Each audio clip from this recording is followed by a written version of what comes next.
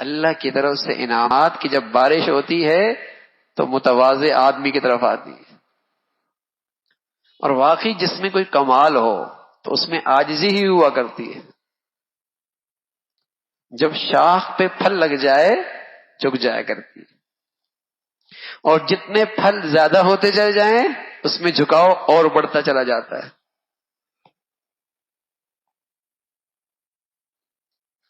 اچھے اخلاق. اللہ نے اس انسان کو بنایا بھی مٹی سے ہے. منہا خلقناکم.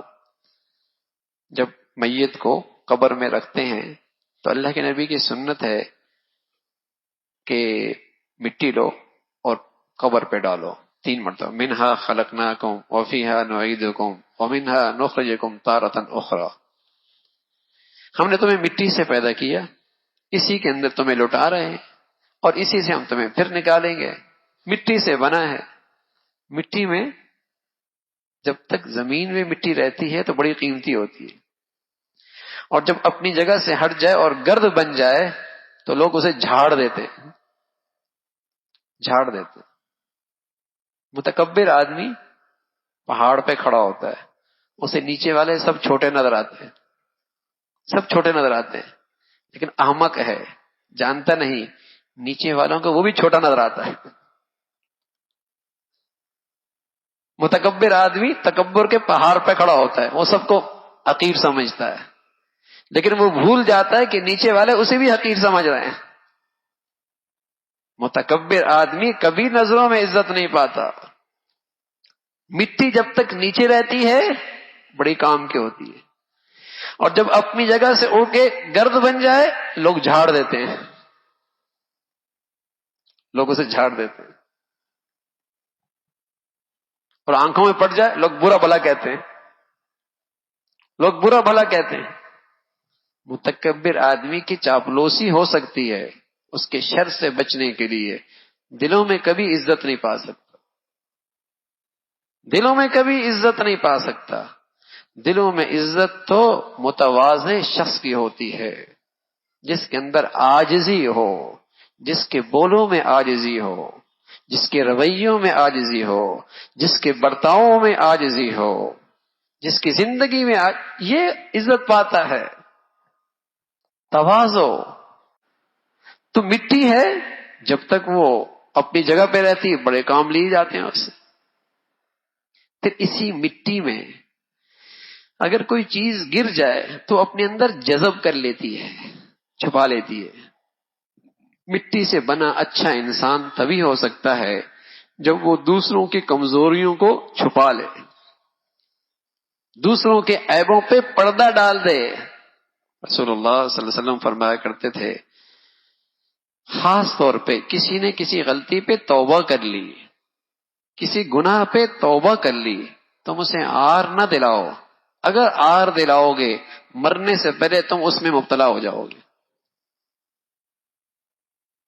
مت آر دلاؤ، اسے شرمندہ مت کرو.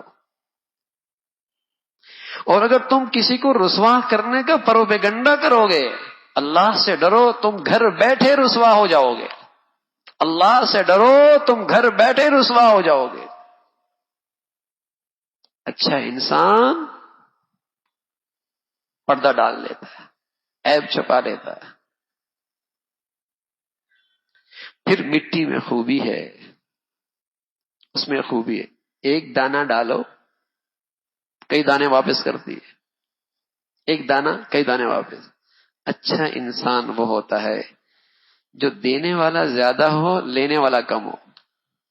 سبحان اللہ. رسول اللہ صلی اللہ علیہ وسلم فرمایا کرتے تھے الید العلیا خیر من ید السفلی. اوپر کا ہاتھ نیچے کے ہاتھ سے بہتر ہے. حقوق کا مطالبہ کم کرو، حقوق کی ادائیگی کی فکر زیادہ کرو.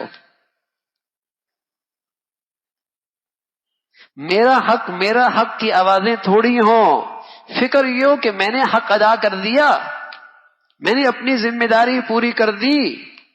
لینے والے کم بنو، دینے والا مزاج بناؤ.